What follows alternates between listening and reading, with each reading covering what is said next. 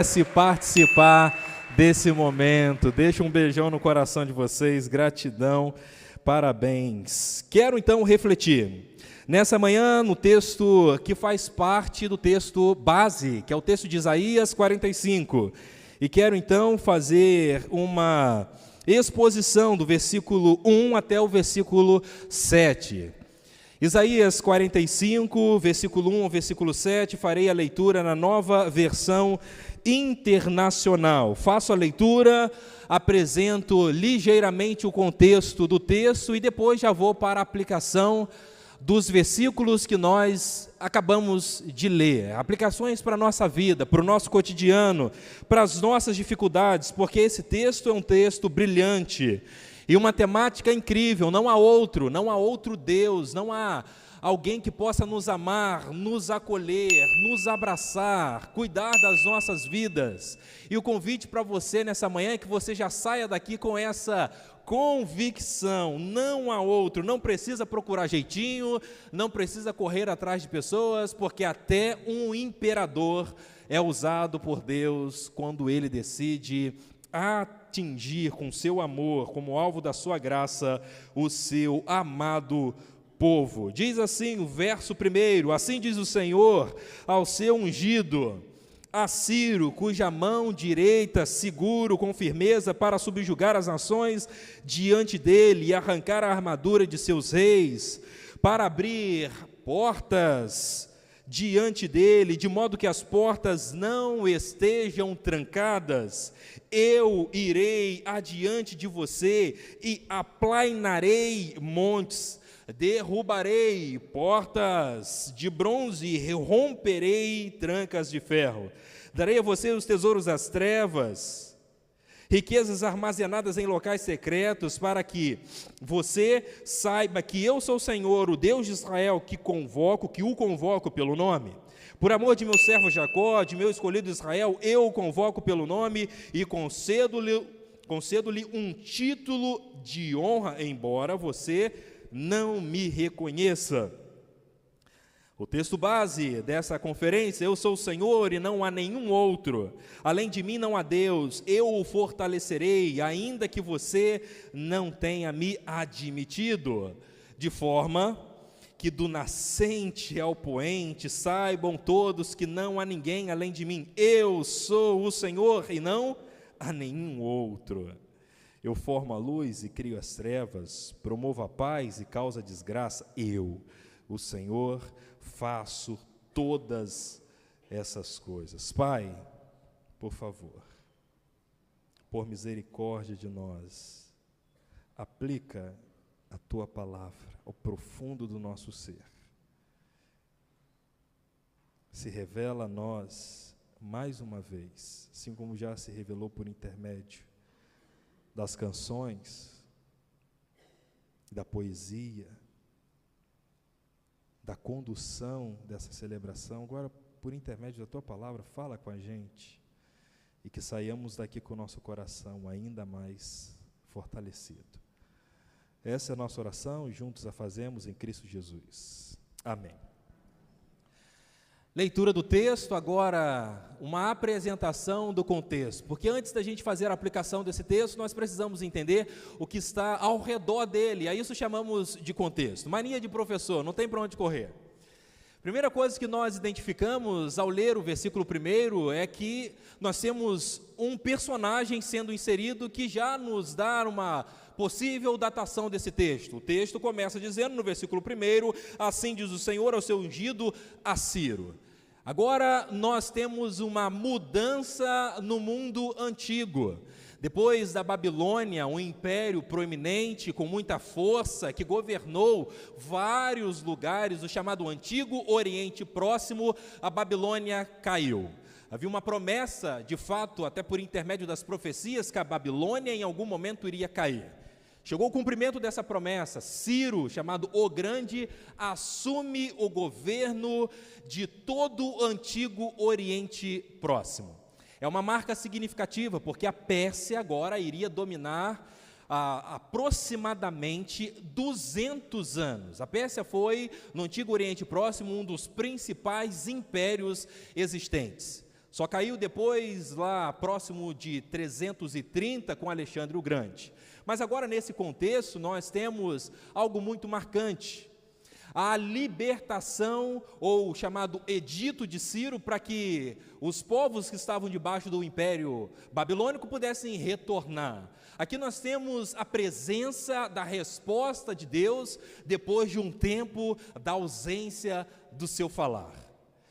Eu ando pesquisando um pouco e fiquei muito feliz, muito confortável quando eu olhei e vi, né, você vai precisar um pouquinho de uma aproximação, mas ali você vai encontrar a divisa, e eu bati o olho, vi que era Isaías 45, eu falei, uau, que coisa maravilhosa, porque esse texto do exílio babilônico é um texto muito incrível, e aqui nós temos o que nós chamamos o segundo livro de Isaías, a partir do 40 até o 55, que é uma abertura para um novo momento diante da presença de Deus. Quando Deus começa a falar, quando Deus traz esperança ao coração das pessoas, quando Deus reafirma que não há outro Deus, não há outro nome, não existe alguém além dele que possa, portanto, salvar, que possa então trazer salvação.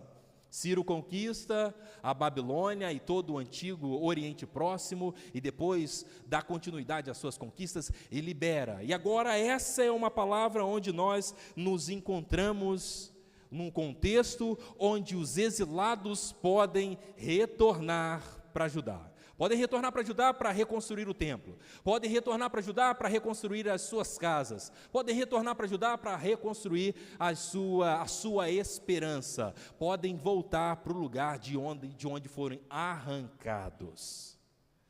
Isso revela o que a temática, a ênfase do culto de hoje tem apresentado para nós. É um Deus zeloso, um Deus que cuida. Obviamente nós enfrentamos desafios na nossa vida e que passamos em diversos momentos enfrentamos um silêncio de Deus, vamos falar sobre isso daqui a pouquinho, onde algo nos acontece, uma catástrofe, um sofrimento, e nós perguntamos onde Deus se encontra. Mas existe na história da nossa vida um Deus que não perde o controle dela, que decide responder, está sempre presente e decide falar conosco, e isso apresenta um novo cenário, um cenário de esperança.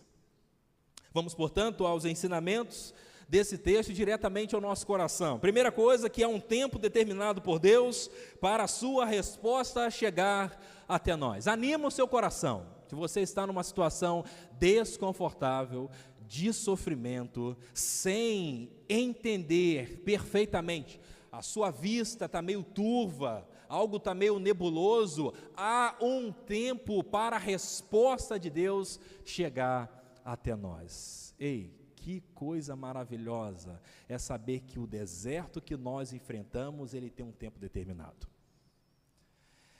Jeremias, quando passa a mão, então, ali num papiro, na sua pena, no capítulo 29, ele vai redigir uma carta, chamada Primeira Carta aos Exilados, capítulo 29, aquela perícope, ou aquela parte do capítulo, versículo 1 até o versículo 15, ele vai dizer o seguinte: vocês vão passar aproximadamente, né, ele vai dar um número ali, um número 70 anos no deserto, ou 70 anos exilado, que seria uma metáfora do deserto, 70 anos na Babilônia, 70 anos distante de Judá, 70 anos distante desse espaço cultico que foi destruído. E passaram quase 60 anos, porque na questão numérica do Antigo Testamento, ela caminha muito mais para uma ideia simbólica de que, de fato, uma exatidão. Então, esses 70 não seria uma exatidão, mas seria, olha, vocês vão passar um longo tempo distante daquilo que é marco, daquilo que é memória afetiva para vocês. Mas há uma distância entre Jeremias 29, quando Jeremias vai falar, olha, construam casas, coloquem a filha de vocês para se casarem, porque esse tempo vocês precisam dar continuidade, orem pela paz da terra, porque na paz da terra será a paz de vocês. Esse tempo de ausência e de distância da terra, ele teve um fim. Há sempre um tempo determinado para a resposta de Deus chegar ao nosso coração. Amém? Amém, que maravilha! Jeremias escreve uma carta dizendo vai ter um longo tempo, e esse tempo chega ao fim. Presta atenção, para você que tem enfrentado um momento de angústia, de dor, de sofrimento, Deus há de trazer no tempo dele a resposta ao seu coração, e é sempre uma resposta de esperança, é sempre um novo horizonte, é sempre algo que aponta a algo muito melhor daquilo que você tem esperado. Creia, porque é a palavra de Deus, e nós conseguimos perceber isso também nesse texto. Os exilados de Judá, eles esperavam uma resposta ligeira.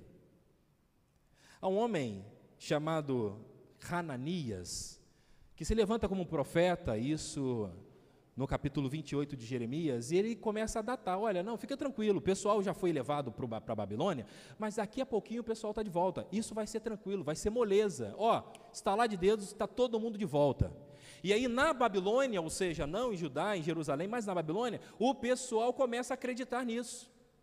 Talvez, assim como Jeremias enviou uma carta dizendo que vocês vão ficar muito tempo, Hananias e outros profetas também enviaram.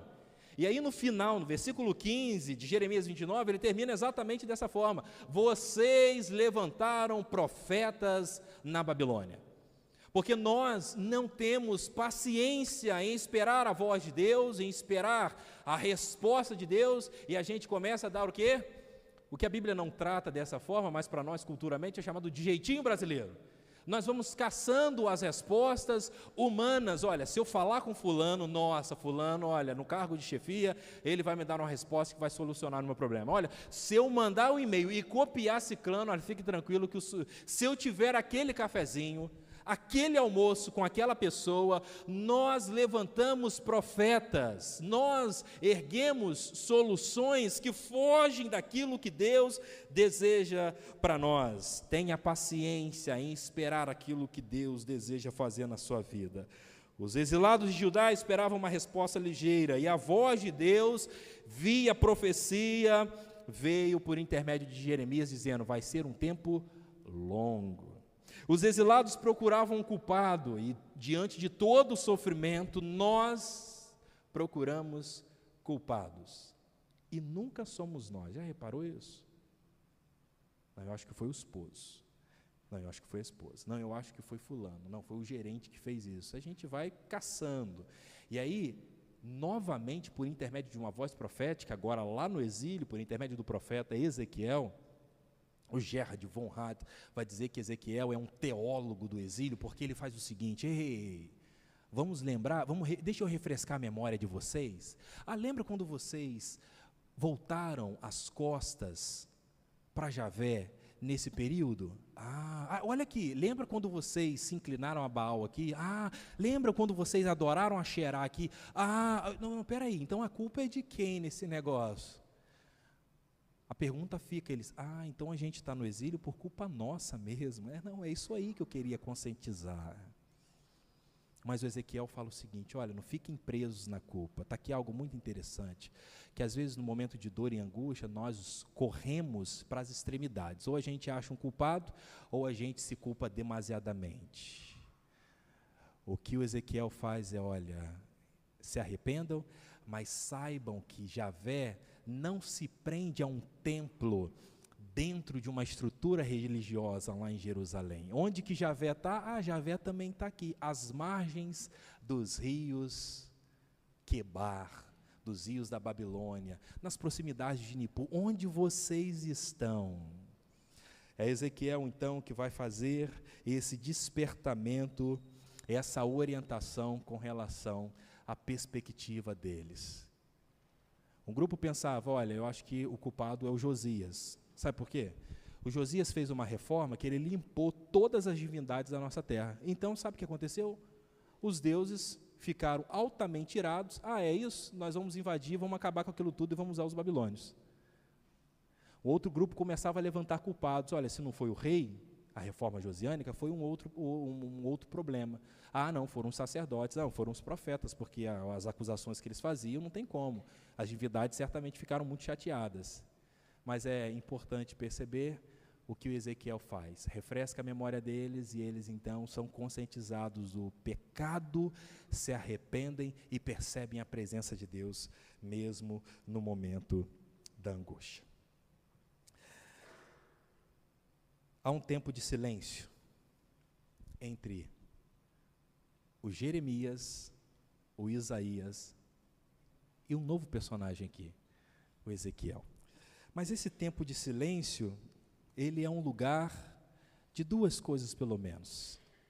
Primeiro que ele é um lugar da escuta sobre Deus. Ei, já reparou que às vezes só o momento de angústia nos coloca a ouvir a voz de Deus?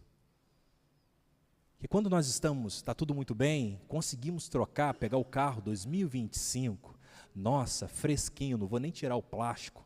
Ou quando passei no concurso, fui promovido, quando essas coisas estão indo super bem, quando você toma café, almoça fora, vai aqui, acolá, viaja, e no final do mês ainda sobra dinheiro, sua devocional não está lá essas coisas, fala sério, né? Fica meio, como a gente diz lá em São Fidélis, eu sou fidelense, sou do interior, principal cidade do mundo, São Fidélis é incrível, todo mundo deveria conhecer São Fidélis. São Fidélis é a capital do mundo, onde você for, você vai encontrar o fidelense. Alguém de São Fidélis aqui? A minha teoria, alguém que, eu não falei? Onde você for, você vai encontrar gente de São Fidélis. E aí, nós percebemos claramente que quando nós estamos no bem bom, e São Fidélis diz o seguinte, aí a nossa vida fica meio barro, meio tijolo. Já ouviu essa expressão? Agora, quando a situação aperta, quando o orçamento fica justo, quando você fica, meu Deus, e eu acho que esse mês não vai dar. Quando você fala assim, não, segura o cafezinho que não vai dar para dar sair. Até porque café nesse tempo, né, queridos? Olha, quem tem café e 1 quilo de carne em casa, você é considerado um ricaço nos tempos atuais. Parabéns. Mas, às vezes, nós seguramos, quando nós começamos, olha, a saúde lá não está essas coisas. A taxa do HDL não é a das melhores. Quando a gente começa a enfrentar alguns desafios, aí a gente para ouvir a voz de Deus. Por isso, o tempo do silêncio da resposta de Deus é um lugar para escutar o próprio Deus. Não somente isso, o tempo do silêncio é também um lugar da purificação. Às vezes nós estamos distraídos e nós começamos a ficar, talvez, somos chamados a atenção por uma série de coisas, várias séries, várias propostas, vários convites ao prazer, ao aproveitar a vida. E nós nos esquecemos, mas quando nós estamos num tempo desértico, nós paramos, olha, será que Deus não quer trabalhar algo na minha vida? Está aí o valor pedagógico da, não ausência de Deus, porque Deus está sempre presente, mas do silêncio de sua voz em nos responder. Primeira coisa, então, nós percebemos claramente que é um tempo determinado para a resposta de Deus. Versículo 1 já abre assim, olha, no tempo, assim diz o Senhor, com relação a Ciro. Chegou a resposta de Deus. Segunda coisa, sermão de 3 pontos. Na PIB do Rio, não podia ser diferente, né? Bem batistão. 1, 2, 3. Segundo ponto, as respostas de Deus vêm de maneira inusitada. Então, a resposta de Deus, elas chegam. Há um silêncio que é pedagógico, para a gente ouvir a voz de Deus e para a gente buscar purificação e santificação. Os exilados fazem isso, eles olham para dentro deles mesmos, eles começam a procurar culpados, e eles identificam os seus pecados, depois falam, não, peraí, a gente precisa ouvir a voz de Deus. O profeta Ezequiel se levanta e diz, olha, a voz de Deus é que vocês precisam se arrepender e se apegar a Deus. Sem templo, isso, sem templo, porque Deus está onde há um coração inclinado para ouvir a sua voz. E por isso vocês precisam se purificar. A resposta de Deus chega, mas chega de maneira inusitada. Preste atenção. O texto é interessante porque eles poderiam pensar assim, olha, quando Deus nos responder, vai ser do seguinte modo, vai ter uma voz profética aqui, ou vai ter algo ali, e eles poderiam estruturar. Quem pensaria que a resposta chegaria por intermédio de um imperador, chamado por alguns de pagão? Não, peraí, a resposta pode vir talvez de um religioso. Como é que a resposta vem por intermédio do Ciro, chamado de ungido, para libertar o povo? Às vezes é comum estabelecermos os padrões da resposta de Deus. Só eu que faço isso? Não, olha, aí a gente investe um tempo significativo e imagina Deus, ele não está entendendo. Não, porque se acontecer isso, Deus vai dar resposta por aqui, e aí eu estou acostumado com aquilo, há 10 anos eu vivi isso, e nós estabelecemos ali uma maneira, um circuito, se Deus passar por aqui, a resposta vai chegar de tal modo. Nós, em muitas ocasiões, esperamos de Deus uma resposta automática, como o WhatsApp Business. Olá, esse é o contato do doutor fulano de tal. Aguarde e rapidamente você será atendido. Né? Para você não ficar naquela angústia. Nossa, apareceu os tracinhos azuis, até agora não respondeu. Que negócio é esse? Falta de respeito com a minha pessoa. Aí eles colocam uma resposta automática. Nós esperamos a resposta automática de Deus, mas é interessante perceber que a resposta de Deus vem no tempo de Deus, já dissemos isso, mas a resposta de Deus pode vir de maneira inusitada. Deus falará e fará suas maravilhas, creia, mas a sua resposta pode vir de forma diferente daquela que eu e você esperamos. Esteja preparado para ouvir a voz de Deus de uma maneira inusitada. Eu e Edmara não estávamos muito animados para uma conferência em Portugal, em setembro de 2024. Mas aconteceu algo muito interessante. Agosto de 2024, eu reuni a liderança do Sou Jovem, que é o Ministério de Jovens da PIB de Niterói, e a gente foi para o nosso acampamento fazer um acampamento de liderança, uma temática exclusivamente para líderes. E eu senti no coração de dizer para nossa galera, olha gente, agora é um tempo de vocês escolherem, é um acampamento enorme, escolha um cantinho desse para que vocês possam ouvir a voz de Deus. Pergunta a Deus o que Ele quer, e o que Ele disser, mesmo que seja difícil, vocês vão fazer. Aí eu armei sem perceber uma armadilha abençoada para mim mesmo. Aí eu pego a minha Bíblia, vou eu caminhando, sentindo uma suíte, conjunto de suítes que tem. Aí sento, aí abro o texto na minha leitura que eu estava fazendo anual, e o texto é a transição do governo, do reinado de Davi para Salomão. E aí Deus falou claramente ao meu coração, você vai preparar a maquete, mas não vai construir o templo. Vai vir um Salomão que vai dar continuidade ao ministério do Sou Jovem. Você vai ver grandes coisas que sonhou, mas que não foi com você. Nossa, mas pensa num cara chorando, igual uma criança, sentado na grama. Eu chorava. Eu falei, entendi. Falei, Deus, o que o senhor quer? Ele falou, é básico, entrega o ministério. Falei, nossa, mas espera aí, eu tenho isso, né, coisa e tal, a gente faz as... Obrigado, querido, gostei desse bigode, hein? Muito, fantástico.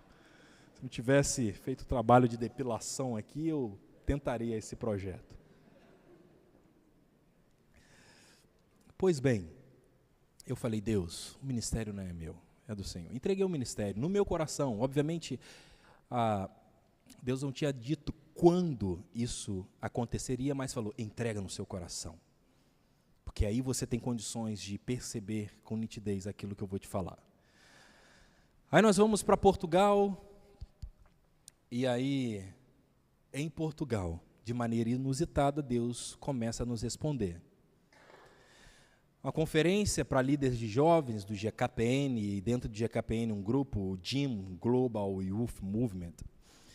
Nós estávamos lá, uma sessão ficou colada com a outra, por conta da poxa, nunca tinha ido em Portugal. Quando eu vou, o pessoal decide colocar fogo quase em todo Portugal, não dá para ver as coisas direito. Eu falei, rapaz, pobre não tem um momento de alegria, né?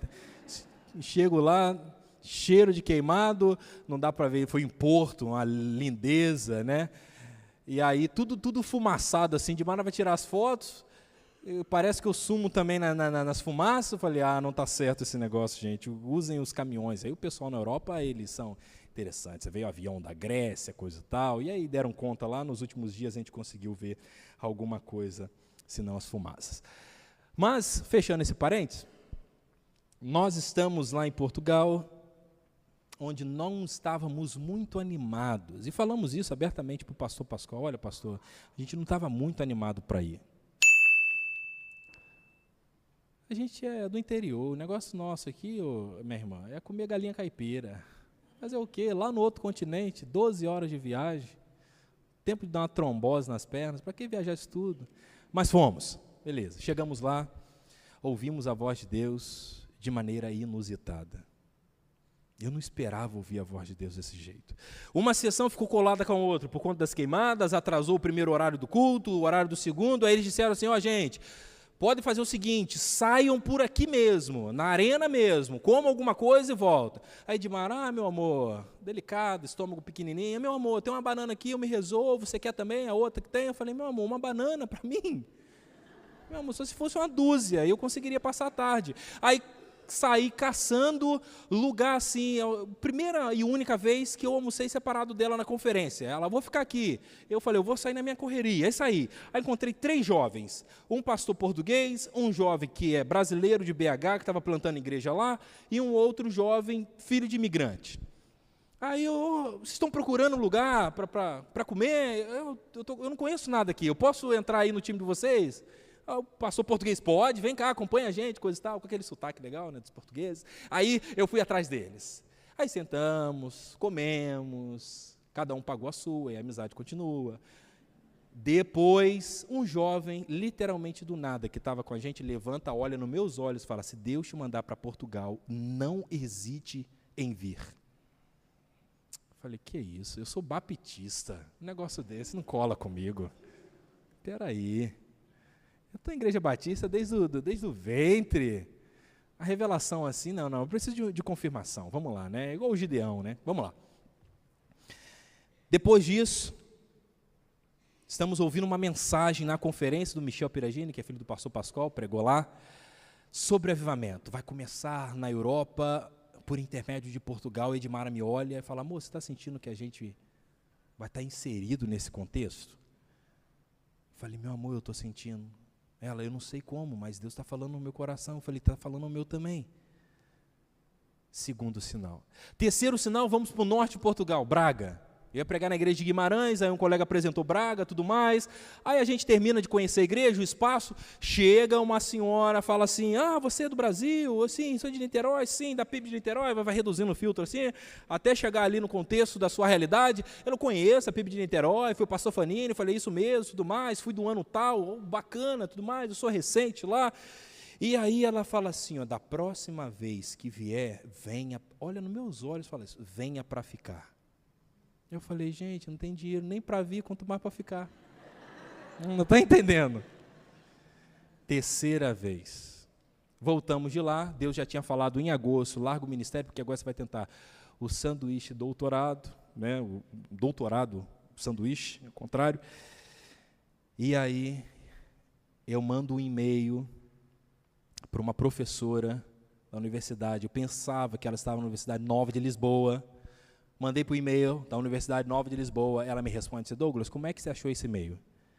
Já faz um tempo que eu estou, aproximadamente 6 anos, na Universidade de Lisboa, e esse e-mail eu quase não olho, mas vi aqui e decidi dar uma olhada. Falei, não é possível, obrigado, Senhor, de fato, é a sua confirmação. Mandei o e-mail e depois ela mandou a documentação, fui aprovado, agora a gente já está em fase final. Em agosto, compramos a passagem, 6 de agosto, para um lugar que nós, não por conta dos portugueses, local, obviamente, Portugal e Europa como toda é muito bonita, mas por conta da nossa resistência mesmo, de descobrir algo novo, não queríamos ir. Mas agora Deus confirmou no nosso coração, em agosto, nós vamos passar um período de intercâmbio lá. Professor Pedro, do Seminário do Sul, sabendo disso, fez contato com o diretor acadêmico e vai fazer uma parceria. Então, além de pesquisa na Universidade de Lisboa, no Centro de História, vou também dar aula no Seminário de Lisboa. E devo me envolver na pastoral dos universitários dessa universidade, de acordo com um projeto que já é possível ser desenhado. Maneiras, tudo isso, para dizer o seguinte, maneiras inusitadas de ouvir a voz de Deus. O que eu esperava? Eu esperava por intermédio dos meus estudos teológicos.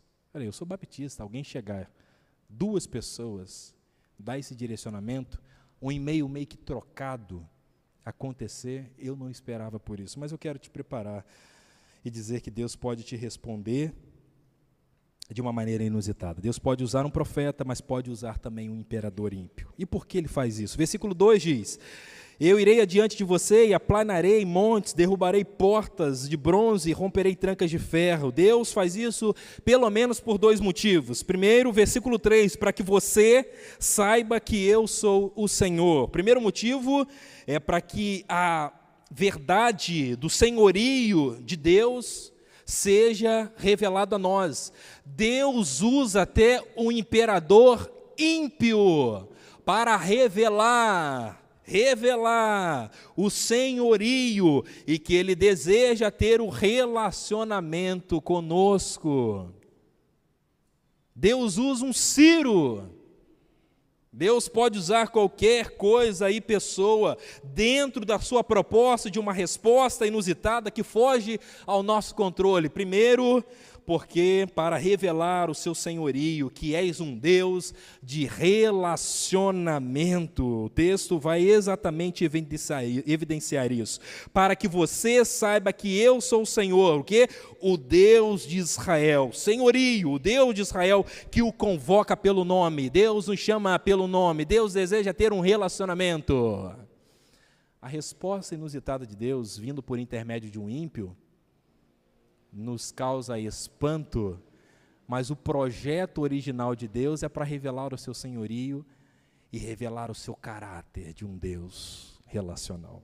Mas Deus também faz isso por amor ao seu povo. Versículo 4 diz: por amor ao meu servo Jacó, de meu escolhido Israel. Olha que coisa interessante, Deus usa um ímpio por amor ao seu povo. Fique tranquilo quando as respostas inusitadas de Deus chegarem à sua porta, ao seu coração, porque Deus é Senhor.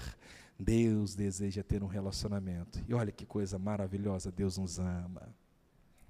Por fim, caminhe sob a convicção que não há nada acima de Deus, nem mesmo o imperador mais importante de qualquer tempo.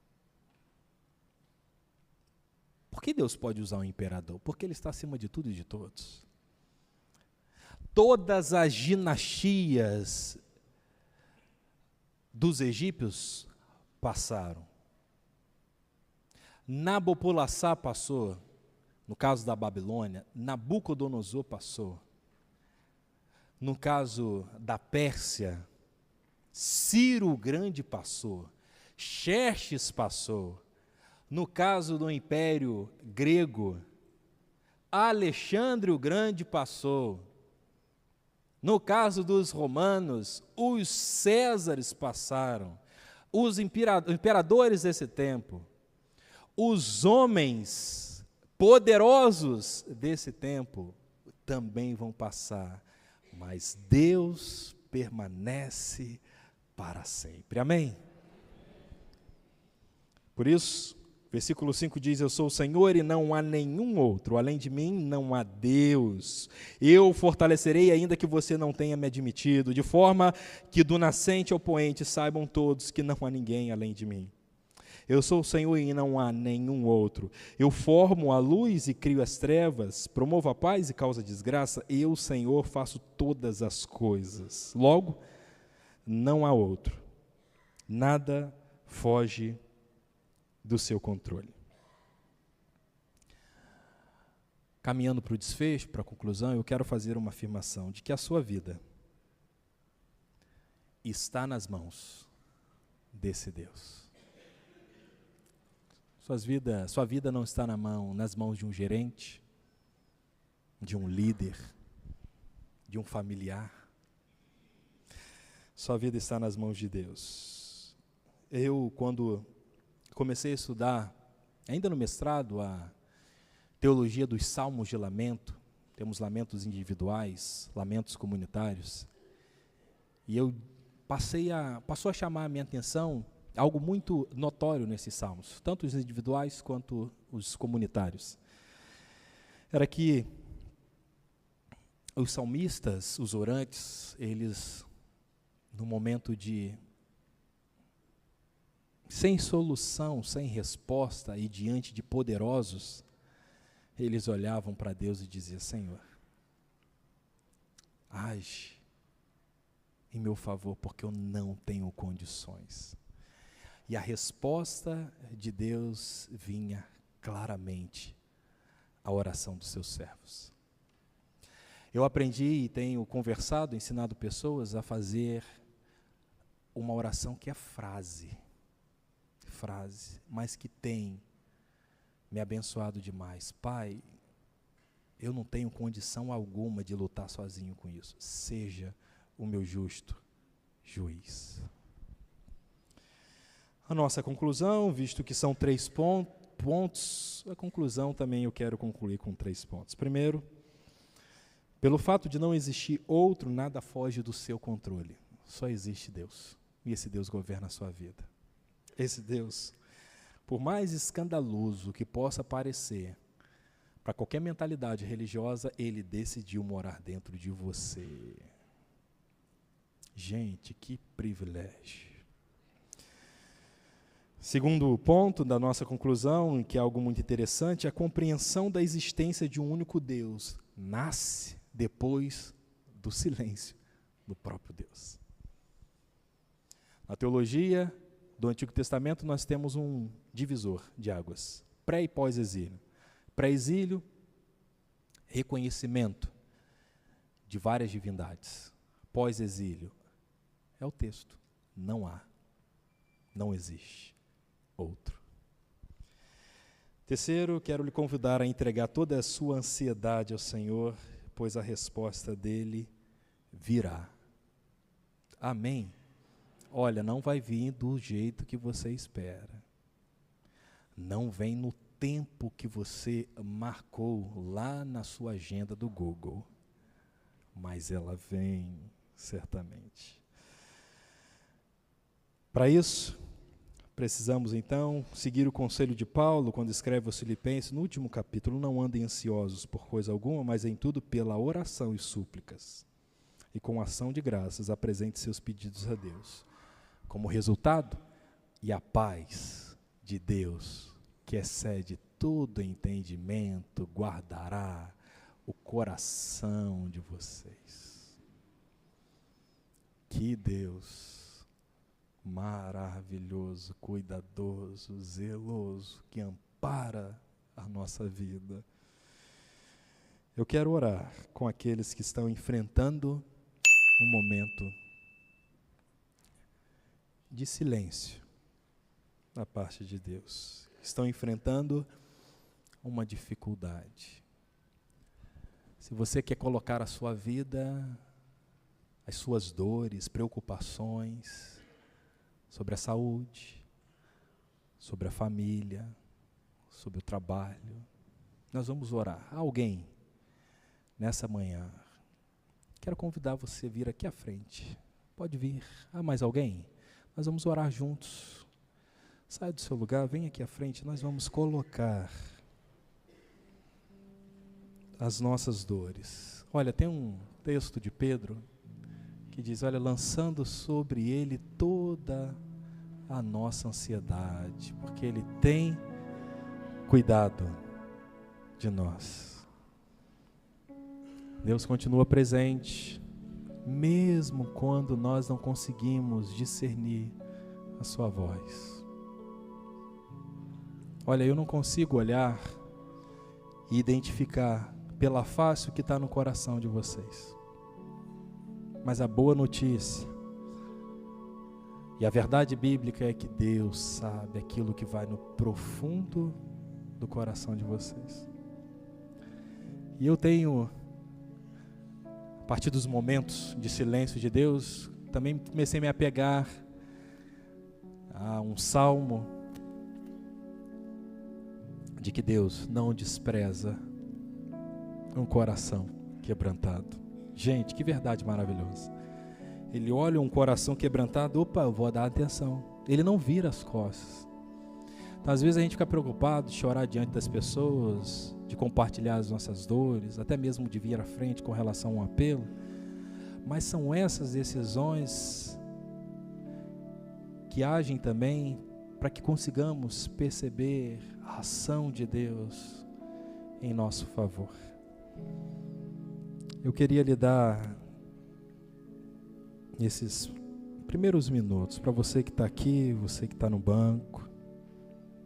Primeiro a sua oração, primeiro é o seu momento. Você fala com Deus: Deus, olha, Deus, o Senhor sabe que eu estou enfrentando essa dificuldade. Cita um nome para Ele. Deus, sozinho eu não consigo. Deus, eu já tentei pelas minhas forças, do meu jeito, até de maneira inteligente, fiz um cronograma de soluções, mas não foi. Eu reconheço que não há outro. Deixa eu te dizer, enquanto você ora, que a resposta de Deus vai vir para você. Olha, peça sensibilidade a Deus agora, porque por intermédio da sensibilidade, a gente se desarma um pouquinho e passa a ouvir a voz de Deus até as respostas inusitadas. Fique atento, porque a resposta pode vir até por intermédio de um imperador ímpio. Mas a resposta vem. Mas eu quero lhe convidar também a fazer uma introspecção e uma reflexão. Esse tempo de silêncio é tempo não de culpabilizar-se demasiadamente. É tempo de olhar, analisar, e se foi um equívoco e é consequência de um ato equivocado, o seu sofrimento, se arrepender. Se não, se sim ou se não, a uma verdade você precisa se apegar, que é de que Deus está presente. Deus se faz presente. Nada foge do seu controle. Pai, estamos juntos aqui nessa querida igreja. Obrigado, porque o Senhor levantou servos lá atrás, que se desprenderam dos seus bens, do seu conforto, e iniciaram um projeto de plantação de uma comunidade de fé aqui nesse lugar. Agora nós estamos aqui dando continuidade à propagação do Evangelho nessa cidade que tão, Deus, carece da Tua graça. Eu quero apresentar essas vidas. O Senhor consegue olhar para esses corações quebrantados. E muito obrigado, porque o Senhor não despreza um coração quebrantado. Obrigado, porque o Senhor trata um coração quebrantado. Obrigado, porque assim como percebemos nos Salmos, o Senhor se inclina a ouvir os nossos pedidos. Ó Pai, eu te peço agora, por misericórdia e amor, recolhe os pedidos dos corações aqui. Dê um alívio para esses meus irmãos e irmãs que estão enfrentando dificuldade. Respondas, ó Pai. Dê sensibilidade para que possam ouvir a Tua doce voz, que também pode chegar de maneira inusitada. Obrigado, Pai, pela conferência Mosaico. Obrigado pelo pastor Ivan, pastor Eduardo, cada pessoa que se envolveu para que, desde sexta-feira, o Teu Evangelho fosse pregado, anunciado e vidas edificadas. Eu peço ao Senhor que possa agir com Teu conforto nessa manhã. Em Cristo Jesus que oramos. Amém. Você que está aqui, dá um abraço. Quem está do seu lado diz: olha, Deus vai te responder.